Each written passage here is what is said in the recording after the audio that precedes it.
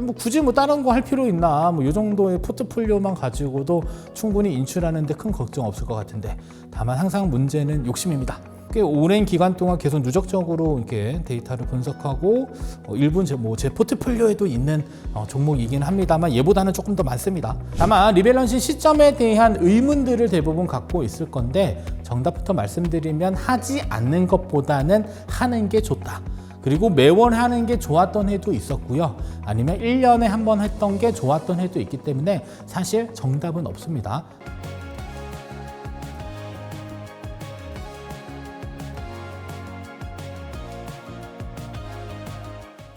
자, 이어서 세 번째 시간입니다. 자, 연금 운용과 인출할 때 리밸런싱은 꼭 필요한데 대부분 하지 않으시는 분들이 많더라고요. 그리고 연금을 인출할 때도 도대체 왜 리밸런싱을 해야 하는가에 대한 의문을 갖고 계신 분들을 위해서 준비를 했습니다. 그래서 연금 운용과 인출할 때 포트폴리오 리밸런싱 꼭 필요할까? 일단 정답은 필요합니다. 그래서 꼭 하시길 바라는 마음에서 도대체 왜 리밸런싱을 해야 되는지 간략하게 설명드리고요. 그 다음에 기본적으로 자산 배분 포트폴리오 안에서는 대체적으로 리밸런싱을 반드시 하게 돼 있고, 우리가 자금을 인출할 때 리밸런싱을 통해서 어떻게 자금을 또 빼고 있는지 그런 부분들도 조금 더 구체적으로 알려드리도록 하겠습니다. 자, 먼저 리밸런싱의 개념은요, 최초 설정한 각 자산별, 종목별 투자 비중을요, 자, 원래대로 비중으로 바꾸는 거. 보통 투자 전략에는 전략적 자산 배분과 전술적 자산 배분이 있는데요. 이 전략적 자산 배분은 일단 사전에 각 자산군의 투자 비중을 설정을 한 상태에서 운용을 합니다. 자, 그리고 나서 나중에 시간이 지나게 되면 이 포트폴리오 수정에 대한 과정을 거치게 됩니다. 그때 이 포트폴리오를 수정할 때 바로 리밸런싱 혹은 포트폴리오 업그레이딩 이런 표현을 쓰고 있는데, 보통 포트폴리오 리밸런싱에 대한 부분들은 최초로 설정했던 비중으로 다시 원래대로 비중으로 바꾸는 그러한 과정들을 의미를 하고요. 자, 만약에 내가 포트폴리오를 조금 조정하고 싶다라는 개념은 비중에 대한 조정도 있겠으나 종목에 대한 조정도 필요할 수 있습니다. 따라서 종목에 대한 조정이 필요하다라고 하면 그때는 이제 포트폴리오를 업그레이딩 한다라는 표현을 쓰는데, 자, 중요한 것은 새로운 종목이 들어오고 나가는 그 과정 안에서도 반드시 해야 될 거는 뭐다? 리밸런싱을 해야 할 필요가 있다라는 겁니다. 자, 그러면 내가 어떠한 전략을 가지고 운용하는가에 따라서 리밸런싱의 중요도를 조금 나눠볼 수 있는데, 일단은 352 전략을 갖고 계신 분들이 있습니다. 그냥 계속 삽니다. 언제까지? 인출할 때까지. 자, 그래서 요새는 이제 자동 매수를 걸 수 있는 아주 좋은 세상에 살고 있습니다. 그래서 ETF도요, 그냥 매일, 매주, 아니면 월 단위로 내가 금액 혹은 주수 단위로 걸어놓고 매일매일 살 수 있어요. 자, 이랬을 경우에는 352 전략들은요, 시장의 가격 변동을 약간의 평균치로 가져갈 수 있는 나름 또 괜찮은 전략이기도 합니다. 따라서 이 352 전략을 하고 계신 분들에 있어서는 개인적으로는 살짝 리밸런싱이 필요할까라는 생각이 좀 들기도 합니다. 따라서 이 352 전략에서는 리밸런싱의 비중은 상당 부분 좀 낮다라고 보시면 되겠고요. 다만 이제 그렇더라도 한번 해보겠다라고 한다면 목표 수익률이 도달되게 되면 그때는 한 번쯤은 다시 한번 비중을 조금 바꿔주는 형태. 물론 하나의 종목을 계속 사서 모으는 형태에서는 사실 리밸런싱을 할 필요는 없을 수는 있겠으나, 내가 최초로 매수할 때 어느 한 자산 배분을 통해서 계속 모은다라고 한다면 그때 최초 설정한 비중들이 있을 수 있거든요. 그러면 전체 포트폴리오의 목표 수익률이 도달하게 되면 그때는 한 번쯤 리밸런싱은 고려를 해볼 수가 있습니다. 자, 두 번째로는 자산 배분 전략을 통해서 운용하고자 계시는 분들은 무조건 리밸런싱은 필수입니다. 왜냐하면 항상 이익이 많이 났을 때는 뭐만 좋냐면 기분만 좋아요. 왜냐하면 실제로 내 주머니에 돈이 들어오는 거는 매도를 통해서 입금될 때 들어오는 거거든요. 자, 그러면 매번 이제 수익이 발생할 때마다 일정 부분 이익을 취하면서 장기간 운용할 수 있는 가장 좋은 방법은 사실 리밸런싱을 정기적으로 해주는 전략이 필요합니다. 자, 그러면 도대체 리밸런싱을 언제 해야 되냐, 두 가지로 볼 수가 있어요. 첫 번째로는 목표 수익률이 도달됐을 때 한 번 할 수 있는데, 중요한 건 이익이 나도 해야 되고요. 손실 구간에서도 해야 됩니다. 다만 하나의 종목만 볼 게 아니고요. 전체 포트폴리오를 하나의 종목으로 보아서 그 안에 수익률을 가지고 플러스 마이너스 몇 퍼센트 구간을 여러분들이 직접 설정한 다음에 그 구간에 도달하게 되면 리밸런싱을 의무적으로 해야 될 부분들도 있고요. 자, 두 번째로는 특정 시점마다 하는 겁니다. 나는 그냥 매월 하겠어. 아니면 분기마다 아니면 1년에 한 번씩 하겠어라는 기준점들을 가지고 리밸런싱을 진행을 하는 게 좋고요. 다만 리밸런싱 시점에 대한 의문들을 대부분 갖고 있을 건데 정답부터 말씀드리면 하지 않는 것보다는 하는 게 좋다. 그리고 매월 하는 게 좋았던 해도 있었고요. 아니면 1년에 한 번 했던 게 좋았던 해도 있기 때문에 사실 정답은 없습니다. 다만 하지 않는 것보다 하는 게 좋다라는 것은 일단 많은 이런 검색 결과보다는 뭐 테스트 결과에서 이미 나온 결과치이기 때문에 의심을 하시면 안 됩니다. 그래서 리밸런싱은 항상 중요하다라고 보시면 되겠고요. 자, 다음 세 번째로는 배당을 모으는 형태의 투자를 하고 계신 분들도 정말 많습니다. 다만 배당 형태의 투자는 항상 강조드리지만 목표로 하는 연간 목표 분배율 수준을 설정하시고요. 거기에 맞춰서 배당 포트폴리오들을 운영을 하셔야 되는데 제가 봤을 때는 그냥 유행을 쫓는 형태의 투자들을 대부분 하고 계신 것 같습니다. 다만 유행을 쫓는 형태의 투자들도 좋기는 합니다만 그 종목이 가지고 있는 연간 분배율 수준이 내가 목표로 하는 전체 목표 분배율에 영향을 준다라고 한다면 다른 종목에 대한 비중을 바꿔가면서 사실상 배당 모으기 전략들을 하셔야 되는데 계속 사서 모으다 보면요. 약간 좀 배당 ETF계의 약간 좀 다이소 같은 느낌이 될 수가 있습니다. 그렇게 되면 이 포트폴리오를 관리하는 데 상당 부분 좀 어려운 부분들이 있기 때문에 무턱대고 매수하는 것들은 조금은 조심을 해 주실 필요가 있습니다. 자, 그리고 배당과 관련된 리밸런싱의 경우는요. 첫 번째로는 내가 원하는 만큼의 배당 정책이 바뀐 경우 내가 원래 한 연 6% 줄 것으로 예상돼서 매수했는데 올해 4%밖에 안 줬다라고 하면 그리고 앞으로도 왠지 4%만 줄 것 같다라고 한다면 그때는 배당 정책에 따라서는 다른 종목으로 이렇게 체인지해야 되는 경우도 생길 수도 있고요.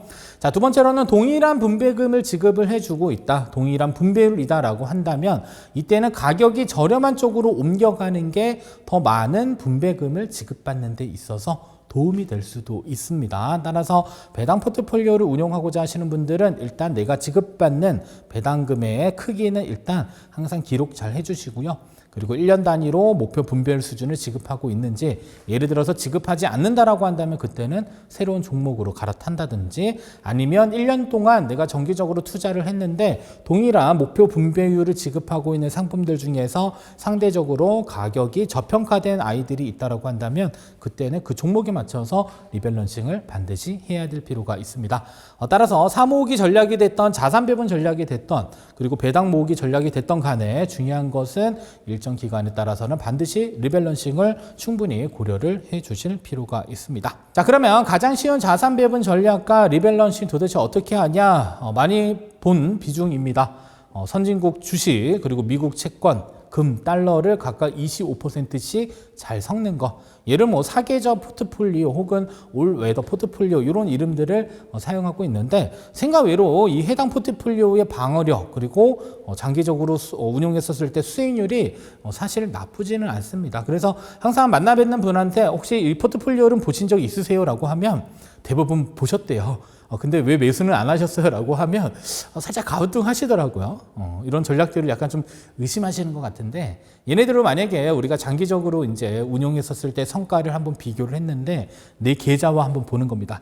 그래서 내 계좌가 해당 포트폴리오보다 못났다 라고 한다면 여러분들 의심을 하지 마시고 어느 한 계좌에는 반드시 해당 포트폴리오를 편입해서 운용하기를 권장드리고요. 자, 그러면 이러한 상품들 도대체 운용하면서 인출 혹은 리밸런싱을 도대체 어떻게 해야 되는지를 제가 엑셀 데이터를 통해서 알려드리도록 하겠습니다.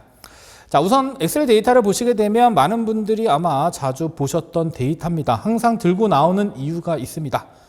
제발 나는 포트폴리오를 짤 줄 잘 모른다 라고 한다면 이 정도만 해도 한 중간 이상은 갈 수 있습니다.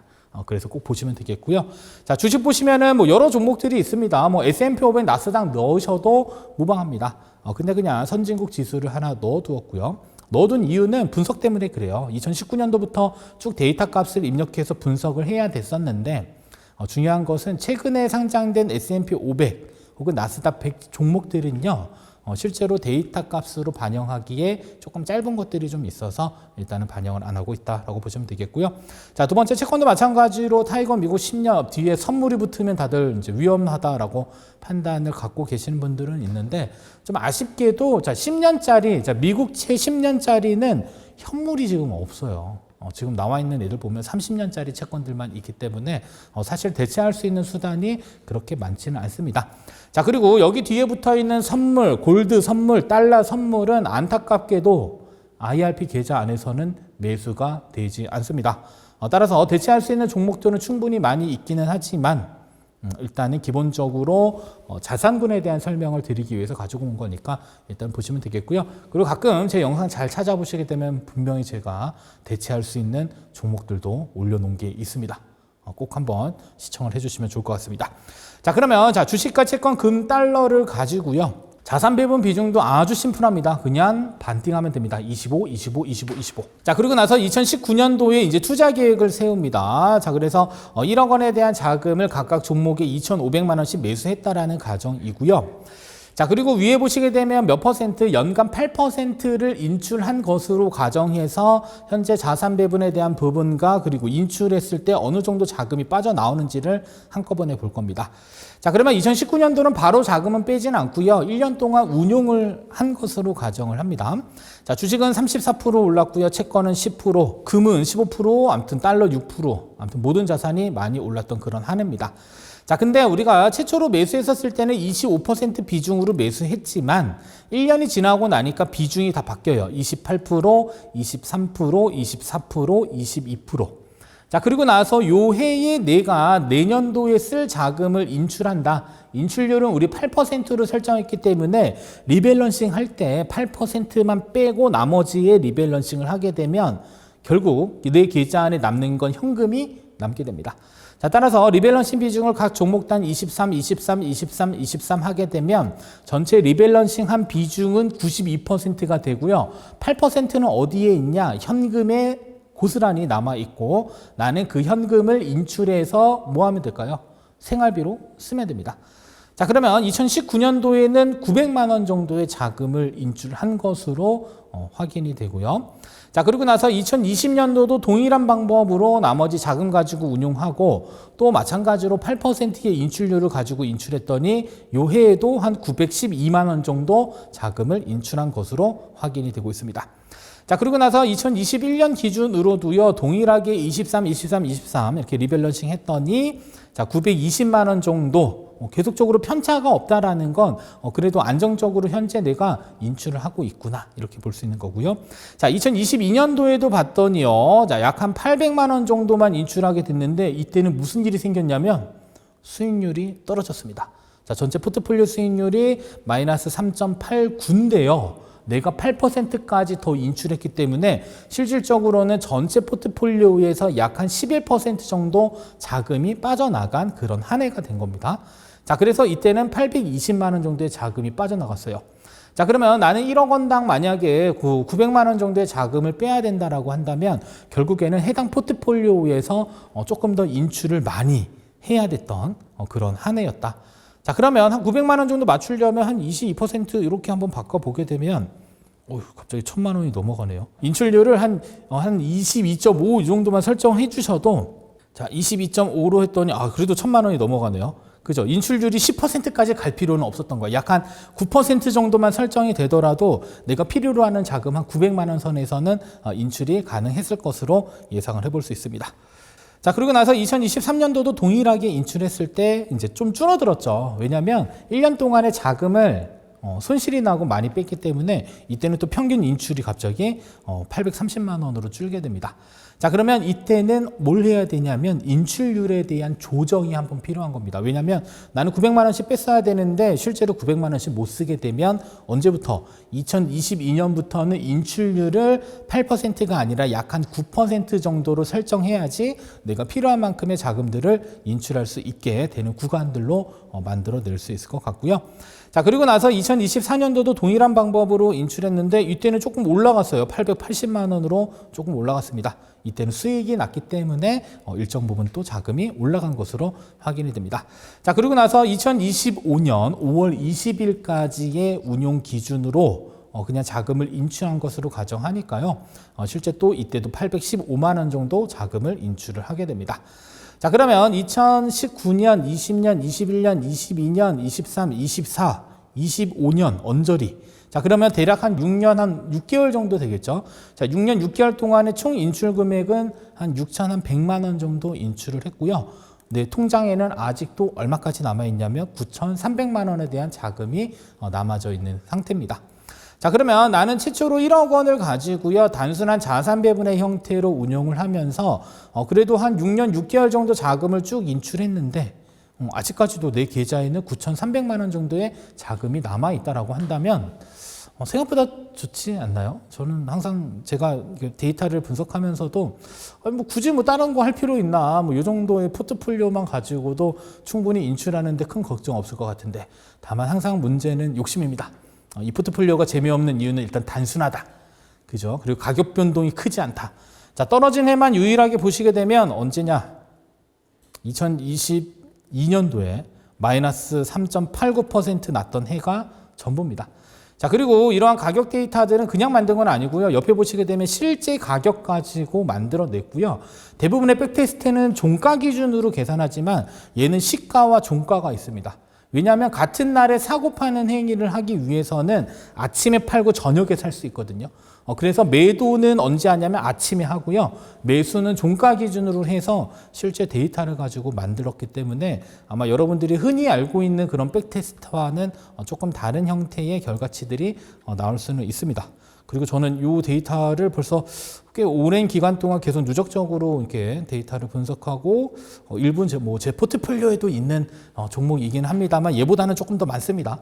왜냐하면 좀 업그레이드 버전을 좀 가지고 있기 때문에 따라서 여러분들이 자산 배분에 대한 부분과 리밸런싱을 왜 해야 되는지 방법론적인 부분에 있어서는 운용할 때도 중요하지만 실제로 자금을 인출할 때도 상당 부분 이러한 리밸런싱 과정을 통해서 자금을 빼는 게 정말 중요하다라는 부분들을 강조드리기 위해서 오늘은 조금 엑셀 데이터에 대한 부분들의 설명을 좀 강조를 했습니다.